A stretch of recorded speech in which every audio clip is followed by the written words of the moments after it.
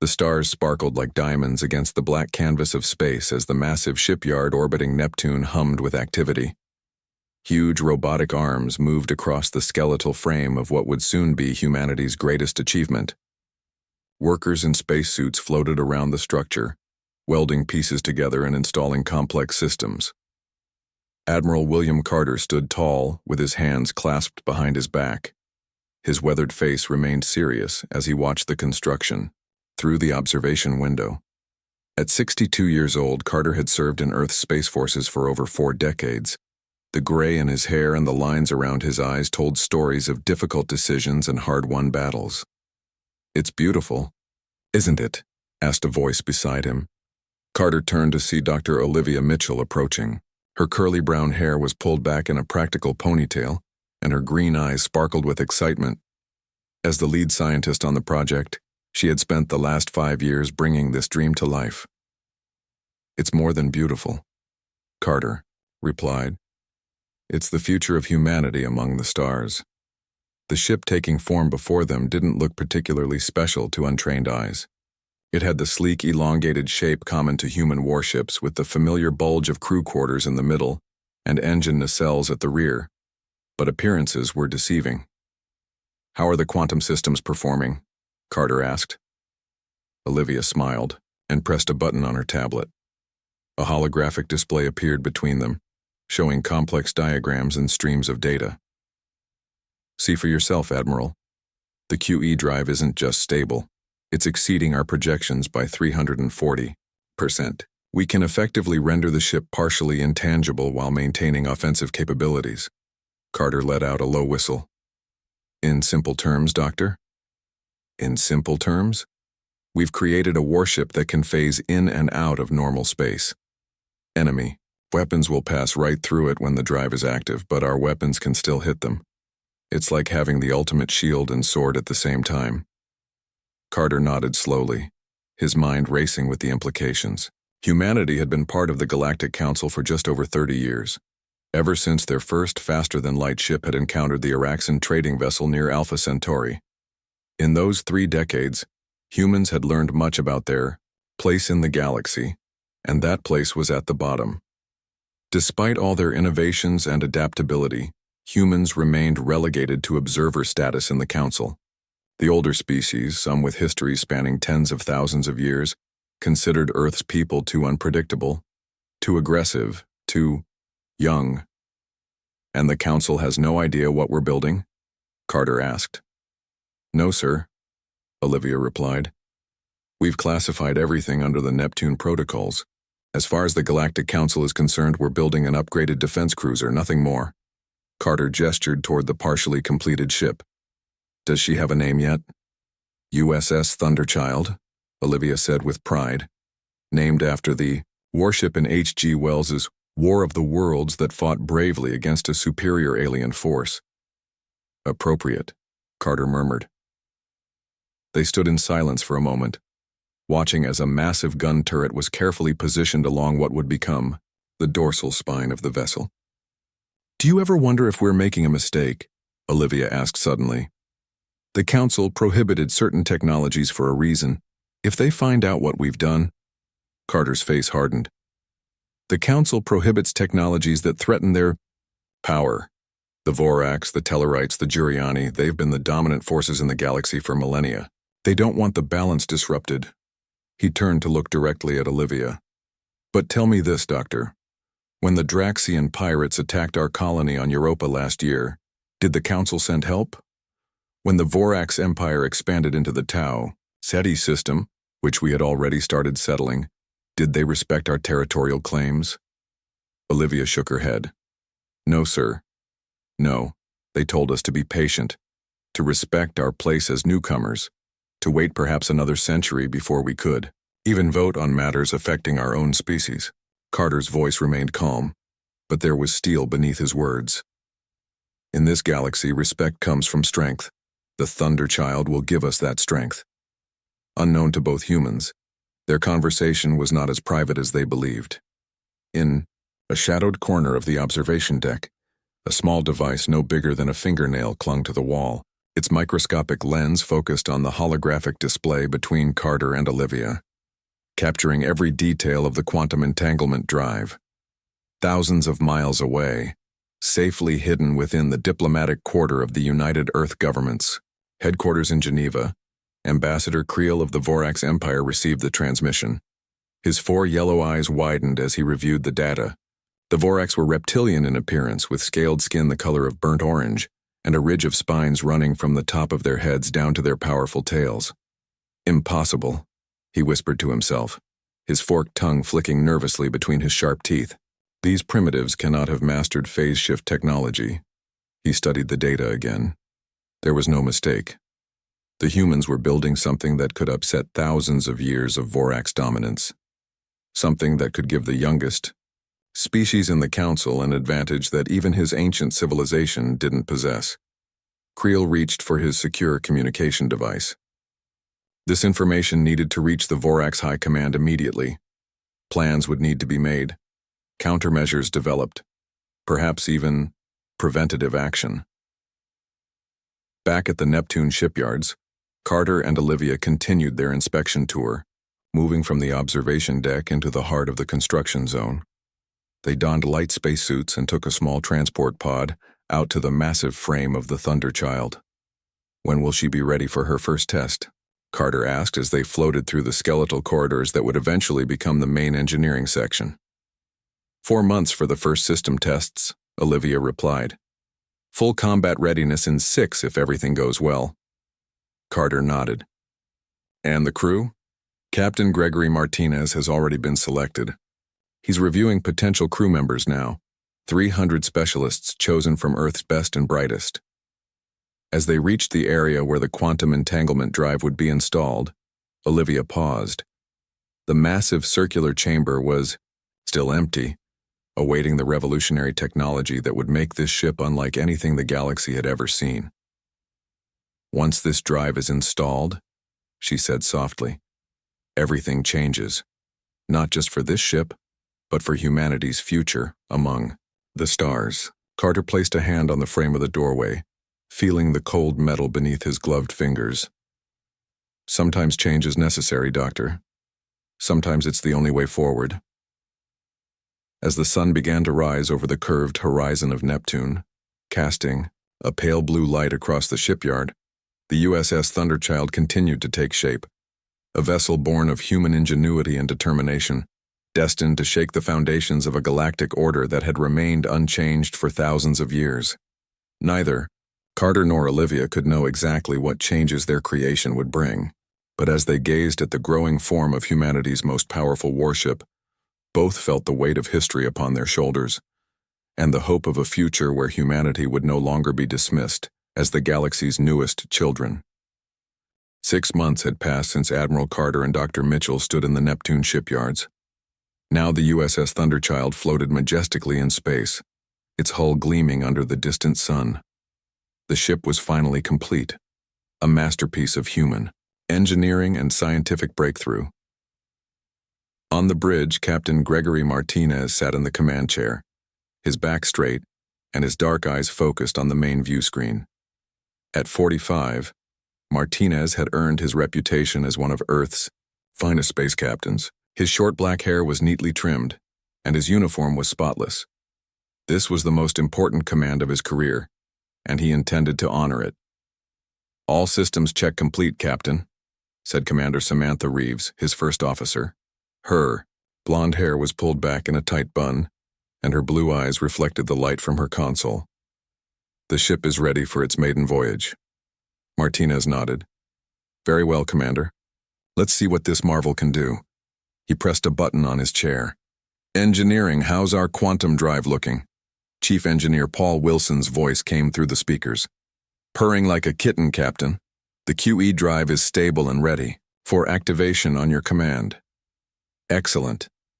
Martinez looked around at his bridge crew, 300 specialists chosen from Earth's best and brightest.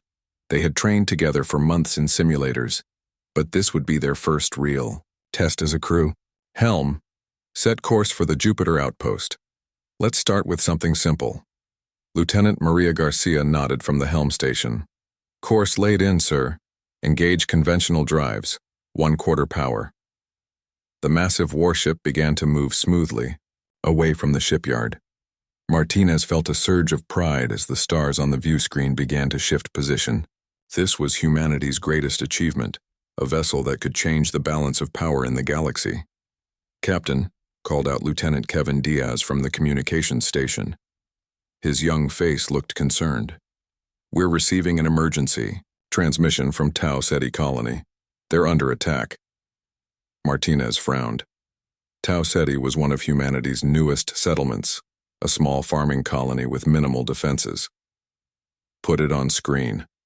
The face of a panicked man appeared on the view screen. Behind him, smoke filled the room and alarms blared.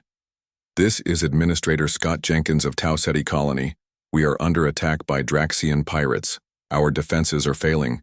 We need immediate help or we'll—" The transmission cut off suddenly. Tool. Bridge fell silent. Everyone knew about the Draxians, a species known throughout the galaxy for their brutality. They attacked weaker settlements, taking resources and often people as slaves. "How far to Tau Ceti?" Martinez asked quietly. "At maximum conventional speed, 3 days," Garcia replied. "And with the quantum drive?" Chief Engineer Wilson's voice came through again. 20 minutes, sir, but we haven't tested it with a full crew yet. The simulations were positive, but—" "People are dying, Chief," Martinez interrupted. "We don't have the luxury of caution." He straightened in his chair. "All hands, prepare for quantum drive activation. This is not a drill." Commander Reeves looked at him with concern. "Captain, should we notify Earth Command first?" Martinez shook his head. "By the time we get authorization, the colony could be lost. This ship was built to protect Earth citizens. It's time to fulfill that purpose." He pressed a button on his chair. "All stations secure for quantum drive. Helm, set course for Tau Ceti colony." "Course set, sir," Garcia confirmed. Martinez took a deep breath. "Engage quantum drive." For a moment, nothing seemed to happen. Then a strange humming filled the ship. Through the view screen, the stars began to blur and stretch. A tingling sensation passed through everyone on the bridge, like a mild electric current running across their skin. "QE drive functioning within parameters," reported Wilson from engineering. "Phase shift at 20%. The ship now existed partially outside normal space, allowing it to travel at speeds that defied conventional physics. The journey that should have taken days passed in minutes. "Approaching Tau Ceti system," Garcia announced. "Quantum drive disengaging in 10 seconds. The humming faded, and the stars returned to normal on the view screen. The Thunderchild had arrived. "Tactical display," Martinez ordered. The screen changed to show the Tau Ceti system. The small human colony was visible on one of the inner planets. Around it, 15 Draxian ships formed an attack pattern. They were firing on the colony's few defensive positions. 15 ships, Commander Reeves said quietly. "Even with our advancements, we're outnumbered." Martinez nodded. "Tactical assessment.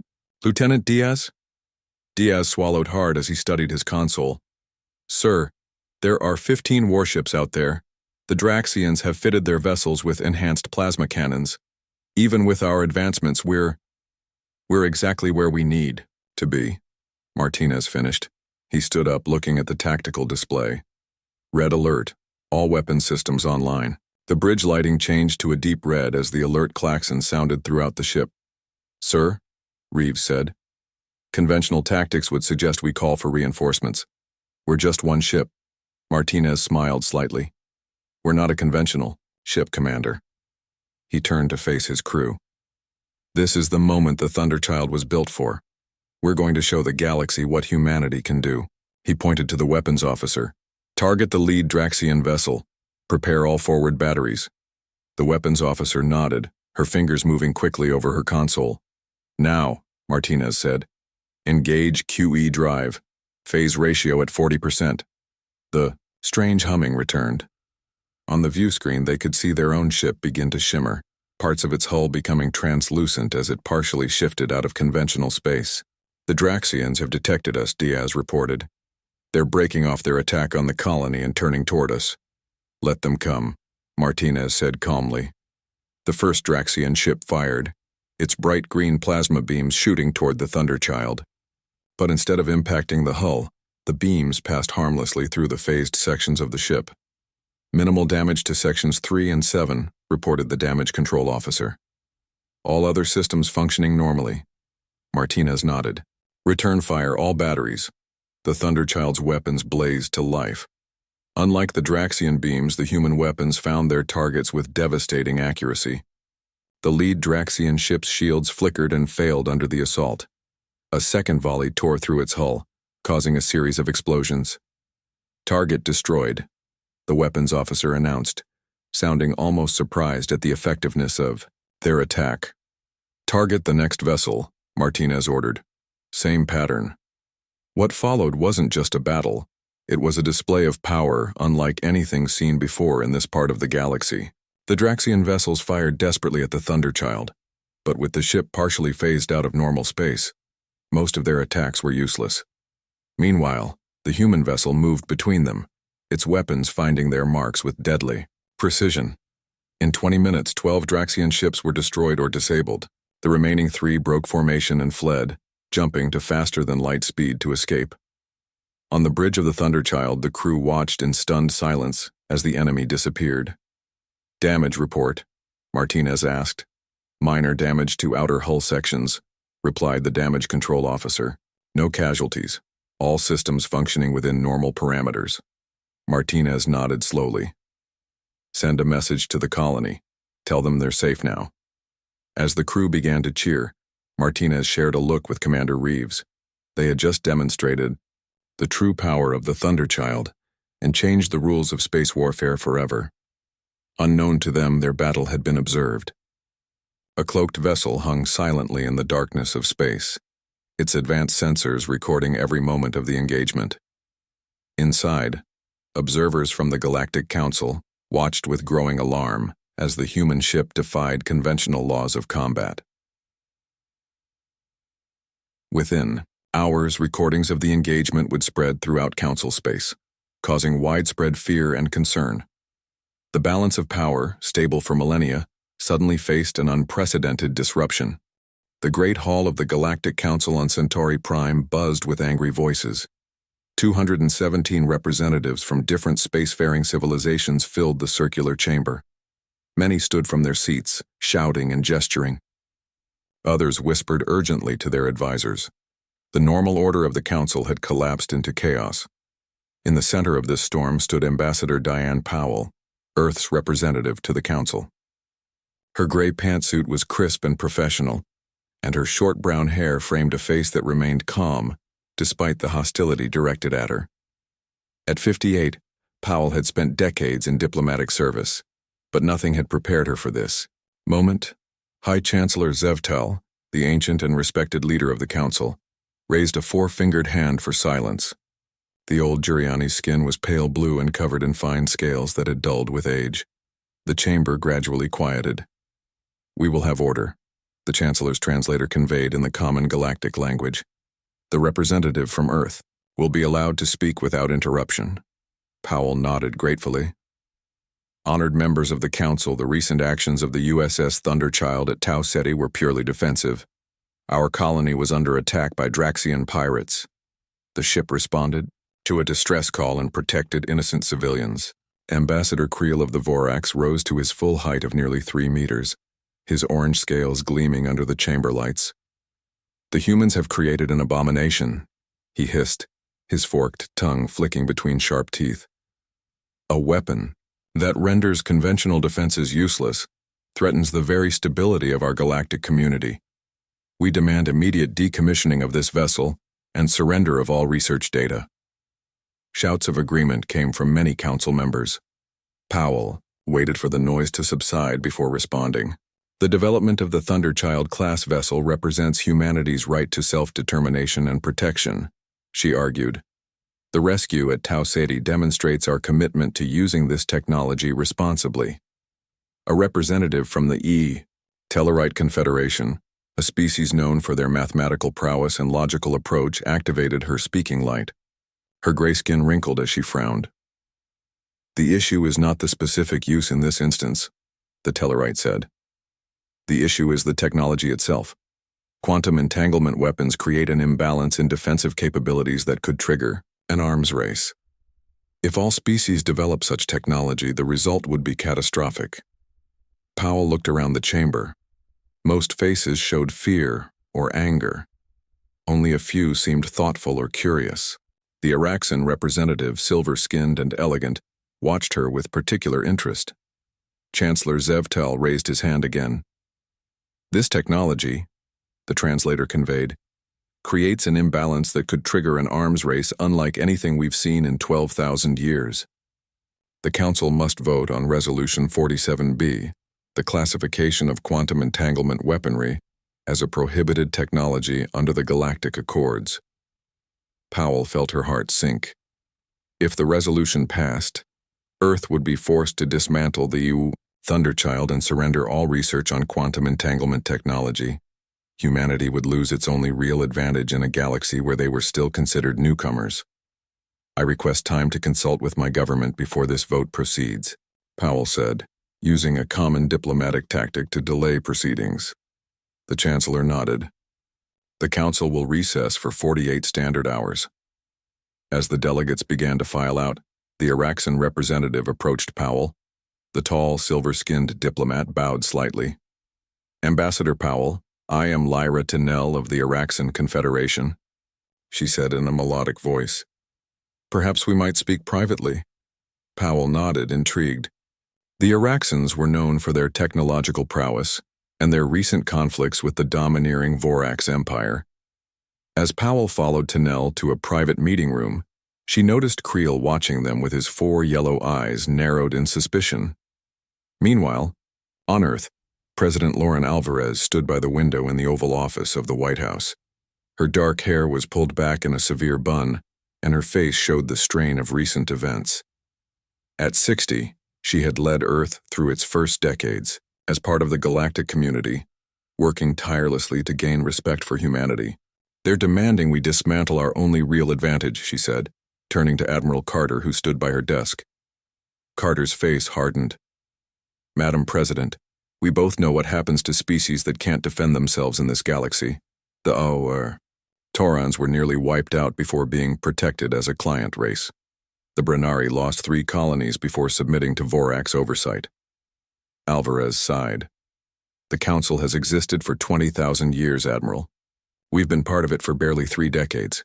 We can't simply ignore their rules." "Rules made by the powerful to control the weak," Carter replied. "The Thunderchild changes that equation. For the first time, we have technology that gives us an edge." The President walked to her desk and picked up a datapad.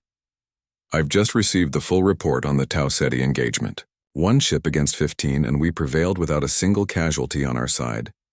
She looked up at Carter. "It's remarkable." "It's the future," Carter said. "And we need more ships like it." Alvarez was quiet for a moment, weighing her options. Finally, she asked, "How quickly could we build more?" Carter tried to hide his surprise at the question. "With proper resources, we could have 3 more operational within 6 months, another 5 within a year." "So what are you suggesting, Admiral?" Alvarez asked. "We need time to build more ships," Carter replied. "If we have a fleet of Thunderchilds, the Council will have to recognize our sovereignty." President Alvarez stared out the window at the B stars. "Then that's what we'll do, initiate Project Olympus. I want 10 more ships like the Thunderchild within the year. It won't be easy to hide this from the Council," Carter warned. "We're not hiding," Alvarez replied. "We're simply exercising our right to defend ourselves while diplomatic discussions continue." She turned to face him. "Ambassador Powell will keep the Council busy with negotiations. Meanwhile, we build our fleet." Back on Centauri Prime, Powell sat across from Ambassador Tennell in a small, secure room. The Araxan studied her with large silver eyes. "Your Thunderchild has caused quite a stir, Ambassador," Tennell said. "The Council races are terrified, particularly the Vorax." "And the Araxans?" Powell asked. Tennell's expression became unreadable. "We've suffered under Vorax expansion for centuries. Let's just say we're intrigued by any development that concerns them. The Council is voting to ban our technology, Powell said. Yes, Tennell agreed. And publicly the Araxan Confederation will support this ban. She leaned forward. However, there are those among us who believe the balance of power in this galaxy has been unhealthy for too long. Powell's eyes widened slightly.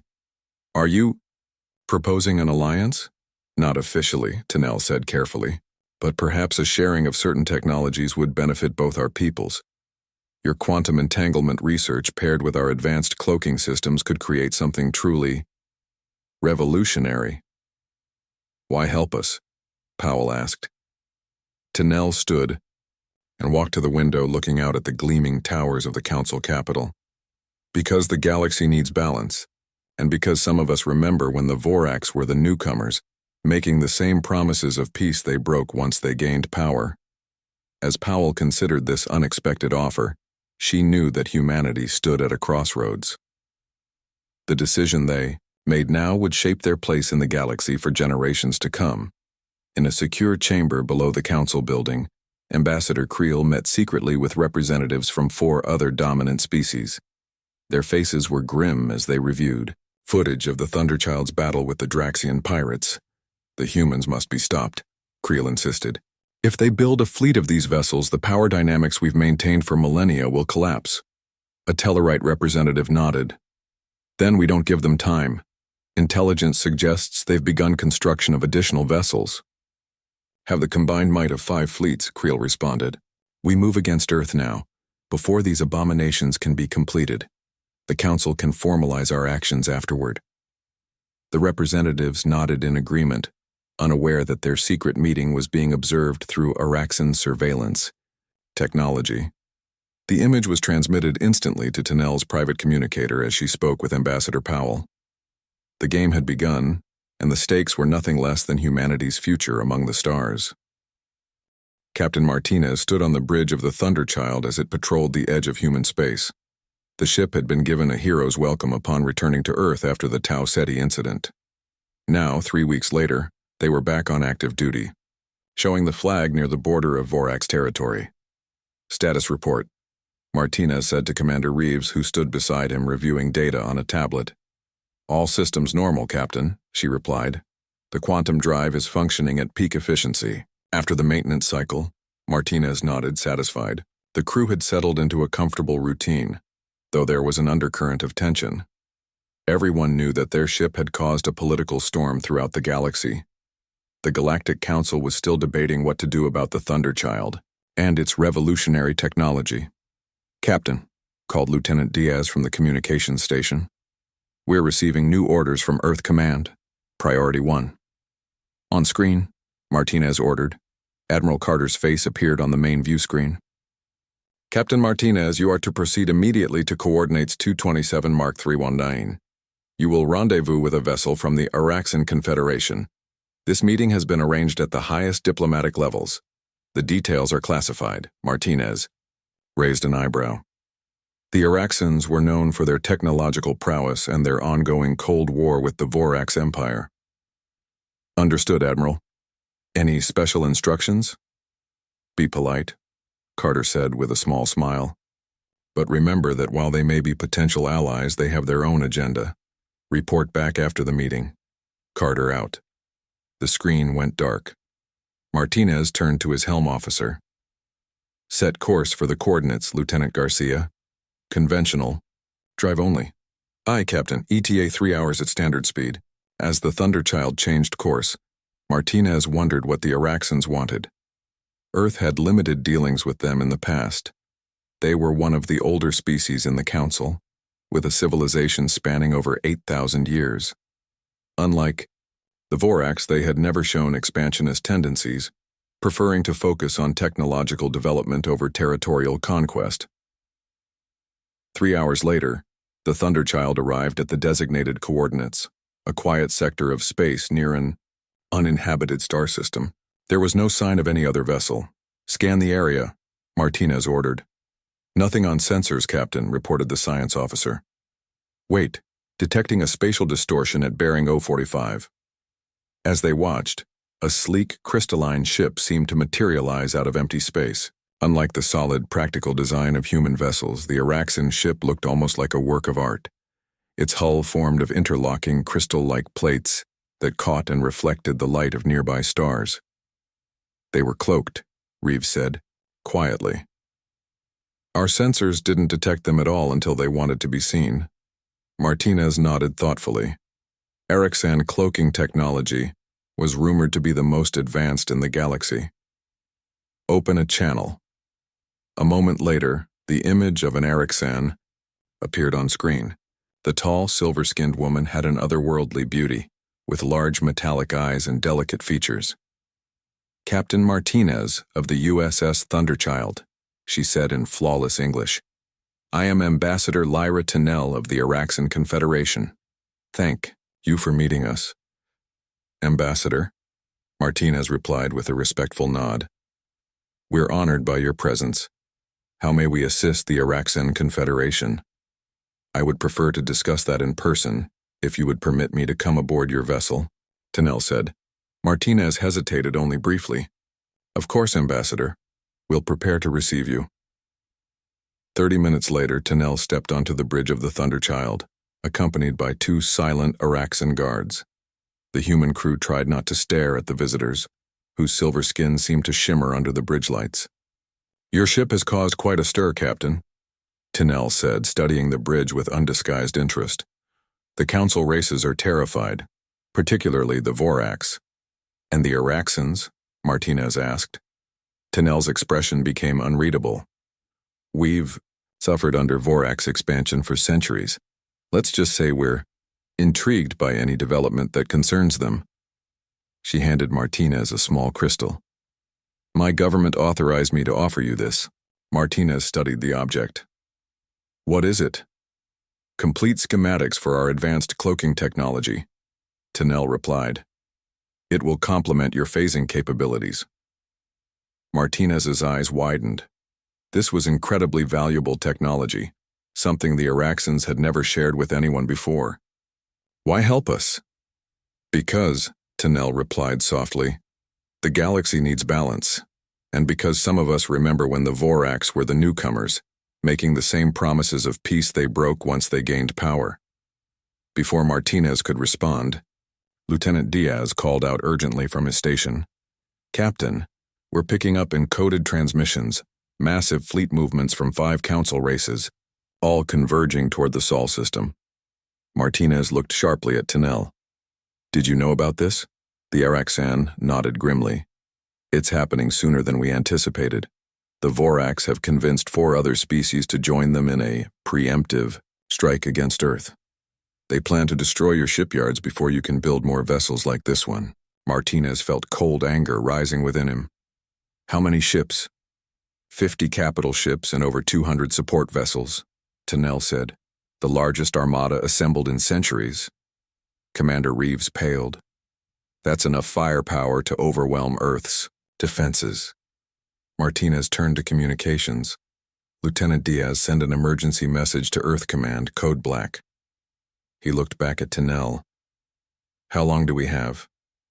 They'll reach your home system in approximately 72 hours, the Araxan, replied. Martinez nodded grimly. Then we have no time to waste. He turned to his crew. Set course for Earth, maximum quantum drive.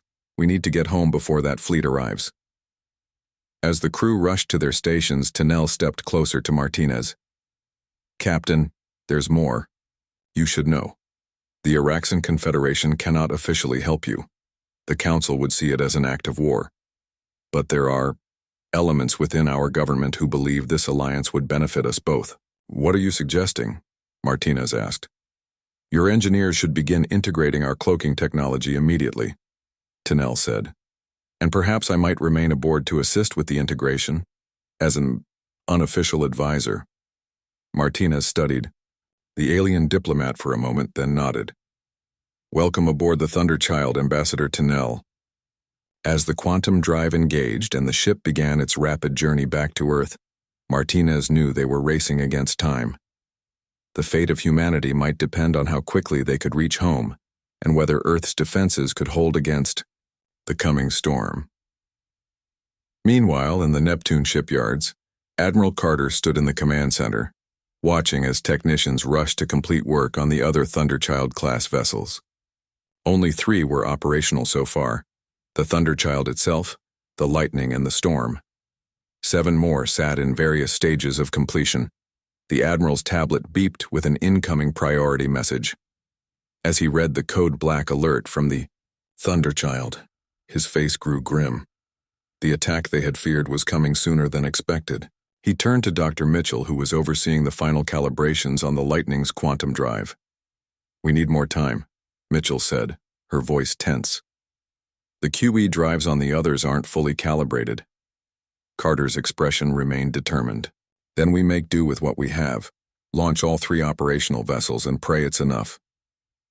Earth's orbital defenses activated as the combined Council fleet emerged from faster-than-light travel at the edge of the solar system. 50 capital ships and over 200 support vessels moved steadily toward humanity's homeworld. Military, satellites, defense platforms, and conventional warships took up positions to protect Earth. But everyone knew they stood little chance against such an overwhelming force. In the Neptune shipyard's command center, Admiral Carter watched the enemy fleet's approach on the main display. His face remained calm, but his eyes showed deep concern. "All 3 ships are ready for deployment," Dr. Mitchell reported, her voice tense. Carter nodded. "Launch the Thunderchild, the Lightning, and the Storm. They're our only hope now." As the 3 advanced warships moved into formation, a transmission came through from the lead vessel of the approaching armada. Admiral Zorkan of the Vorax Empire appeared on the screen, his orange scales gleaming and his 4 yellow eyes cold. "Attention, Earth forces," the Vorax commander said. "The Galactic Council has determined that your quantum entanglement technology violates the peace accords. Surrender your warships and all research data immediately, or face the consequences." President Alvarez, watching from the secure command center beneath the White House, turned to her advisors. "That's a lie. The Council hasn't even voted yet." "They're trying to justify their attack," Carter replied through his own video link. "They know. They're acting without authorization." Alvarez pressed a button to open a channel to the Vorax flagship. "Admiral Zorkan, this is President Alvarez of Earth. Your fleet has entered our sovereign territory without permission. The Council has made no formal ruling on our technology. We demand you withdraw immediately." The Vorax admiral's mouth stretched into what might have been a smile, showing rows of sharp teeth. "Your demands are meaningless.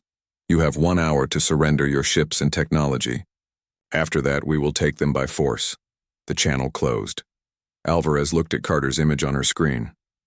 "Options, Admiral?" 3 ships against 50. Carter said grimly. "Conventional wisdom would suggest surrender."